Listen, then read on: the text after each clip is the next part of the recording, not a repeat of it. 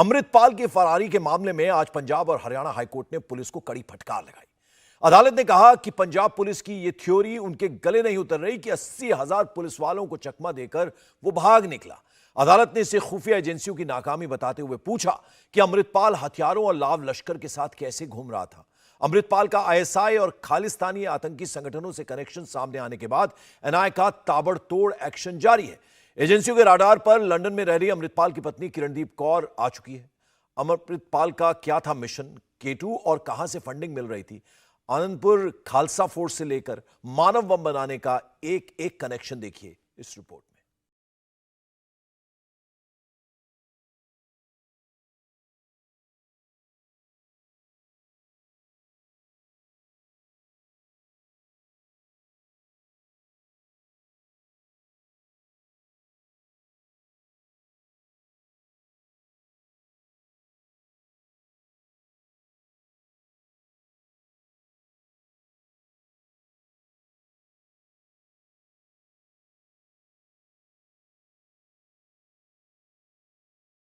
शातिर निकला।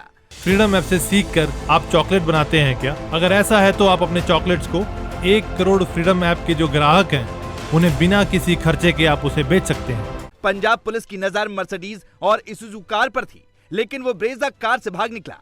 जालंधर टोल नाके पर ब्रेजा कार की तस्वीरें सीसीटीवी में कैद हुई हैं, जिसमें अमृतपाल भागता हुआ दिखाई दे रहा है।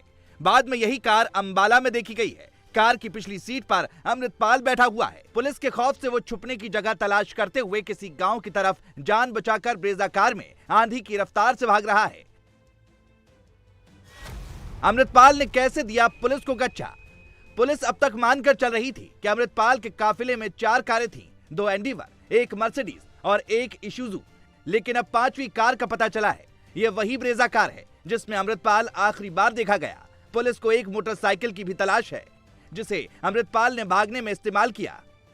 अभी तक WPD जो वारिस पंजाब के जो है एलिमेंट्स हैं, इनके खिलाफ 6 केसेस रजिस्टर किए गए हैं, जिसमें इन केसेस में जो मेन सेक्शंस हैं वो disharmony among classes, attempt to murder के, पुलिस पर्सनल पे अटैक और पुलिस पर्सनल के काम में ऑब्स्ट्रक्शन करने के सेक्शन लगाए गए हैं। एक चीज़ मैं दोबारा क्लियर करना चाहूँगा कि अमृतपाल सिंह अभी फरार है।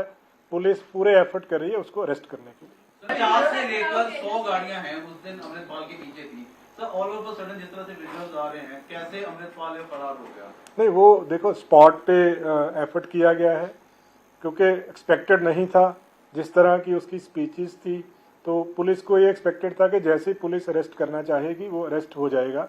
सो कई बार वो ऑन दी स्पॉट जो ऑफिसर्स हैं जो उनसे बेस्ट हो सका उन्होंने किया उसमें। नहीं, पुलिस अपना जो पूरा एफर्ट है कर रही है और हमने 114 लोग हैं उनको कस्टडी में लिया। पूरी स्टेट में शांति है। बाकी जो हमारी असेसमेंट है, जो सर्विसेज कब देनी है, क्या करना है, वो हम असेस करके वो विल वो तो टू मेंटेन पब्लिक ऑर्डर किसी को कहीं भी भेज सकते हैं। That is with in the ambit of law. Punjab के साथ साथ अमृतपाल का गैंग 7 राज्यों में फैला हुआ है।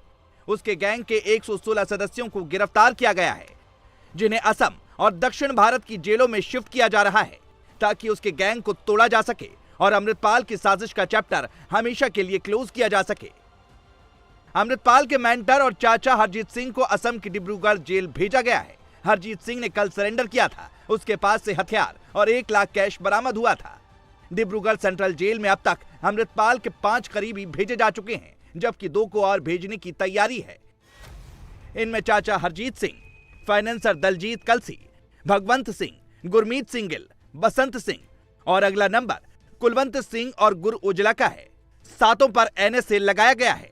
इस बीच मुख्यमंत्री भगवंत मान ने अमृतपाल पर पहली बार बयान देते हुए कहा है कि जो भी पंजाब का माहौल खराब करने की कोशिश करेगा उसे बख्शा नहीं जाएगा।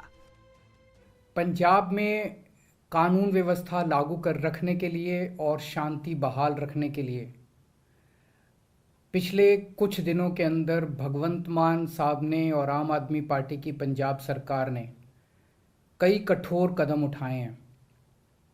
उन्होंने बहुत संयम और बहुत मैच्योरिटी के साथ मान साहब ने कार्रवाई की है। इसके लिए मैं भगवंत मान साहब को और आम आदमी पार्टी की सरकार को बधाई देना चाहता हूँ। जब हमारी पंजाब में सरकार बनी थी उस वक्त कुछ लोग ये कहते थे कि आपको शिक्षा, पानी, स्वास्थ्य, बिजली ये काम तो करने आते हैं, लेकिन पंजाब में लॉ एंड ऑर्डर काबू कर पाएंगे क्या? पंजाब बॉर्डर स्टेट है, बॉर्डर स्टेट के ऊपर आप शांति की व्यवस्था कर पाएंगे क्या?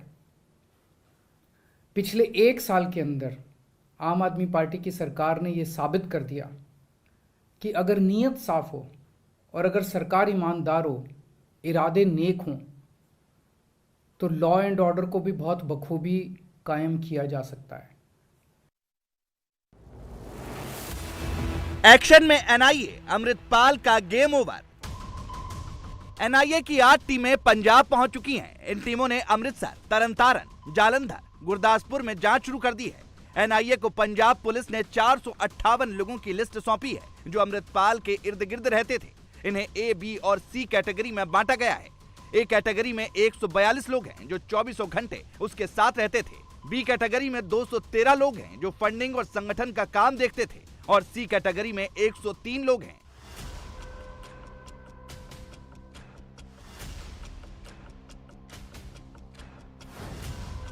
मिलिशिया फोर्स बना रहा था अमृतपाल। आनंदपुर खालसा फोर्स के पीछे आईएसआई। पंजाब पुलिस को अमृतपाल के घर से बुलेट प्रूफ जैकेट मिली है जिनमें एकेएफ लिखा हुआ है।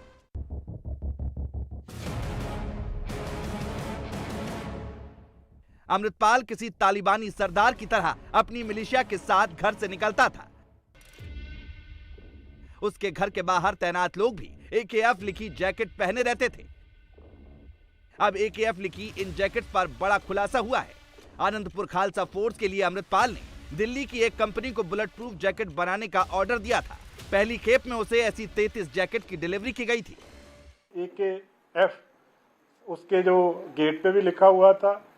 बहुत सारी राइफल्स, बीपी जैकेट्स जो रिकवर हुई हैं उस पर भी एकेजेड लिखा हुआ, एकेएफ लिखा हुआ है, जो कि आनंदपुर खालसा फौज है। जो प्रिलिमिनरी इन्वेस्टिगेशन में यह है कि जो इसके क्लोज एसोसिएट थे, जिनके पास वेपन्स थे, उनको ये नाम दिया गया था। उनके पास राइफल्स, बुलेट प्रूफ जैकेट्स पे भी एकेएफ लिखा हुआ है। पाकिस्तान के कट्टर आतंकी संगठनों की तर्ज पर अमृतपाल भी मानव बम बनाने की तैयारी में था। इसके लिए वो ड्रग एडिक्ट हो चुके युवाओं का ब्रेन वॉश कर अपनी निजी आर्मी में भर्ती कर रहा था। अमृतपाल के कुछ साथी जो गिरफ्तार किए गए हैं, जो एंडेवर में परसों उसके साथ चल रहे थे, उसमें से 2 लोग ऐसे हैं जो नशेड़ी थे, यानी कि नशे की हालत में थे, रेगुलर ड्रग्स लेते थे। इसके अलावा पुलिस ने और भी कई लोगों को पकड़ा है जो कि ड्रग्स की आदतों में संलिप्त थे। और अमृतपाल ड्रग्स को ही अपना मोहरा बनाकर जो यूथ ड्रग करता था उनको निशाना बनाते हुए अमृतपाल एकेएफ यानी कि आनंदपुर खालसा फोर्स ये बनाने की तैयारी कर रहा था ताकि खालिस्तान बनाने की तरफ वो अपने कदम और मजबूती से आगे बढ़ा सके। अब सवाल उठता है कि अमृतपाल को कौन कौन मदद दे रहा था। अब तक की जांच में एक बात साफ हो चुकी है कि अमृतपाल के पीछे आईएसआई का दिमाग था। उसे बब्बर खालसा इंटरनेशनल भी मदद कर रहा था। गुरपतवंत सिंह पन्नू का संगठन सिख फॉर जस्टिस भी उसकी मदद कर रहा था। अमृतपाल को मिशन K2 को लॉन्च करने के लिए दुबई से पंजाब भेजा गया था। मिशन K2 का मतलब खालिस्तान और कश्मीर से है। अमृतपाल सितंबर 2022 में भारत लौटा था। उसके बाद ही पाकिस्तान के ड्रोन की घुसपैठ पंजाब बॉर्डर पर बढ़ गई थी। आईएसआई की मदद से पाकिस्तान से हथियार गिराए जा रहे थे। कश्मीर प्रोजेक्ट फेल होने के बाद पाकिस्तान पंजाब को अशांत करने में लग गया था। उसने अमृतपाल को जॉर्जिया में हथियारों की ट्रेनिंग दी। प्रतिबंधित खालिस्तानी संगठनों से उसकी सेटिंग कराई। पाकिस्तान में लखबीर सिंह रोडे, ब्रिटेन में अवतार सिंह खांडा और परमजीत सिंह पम्मा उसकी मदद कर रहे थे। इसके अलावा फंडिंग के लिए ड्रग्स के धंधे में जुटे एजेंटों को लगाया गया। बिल्ला, बिलाल और राणा के संपर्क में अमृतपाल था। अमृतपाल का चाचा जिस कार से सरेंडर करने पहुंचा था वो भी एक ड्रग डीलर रवेल सिंह की थी।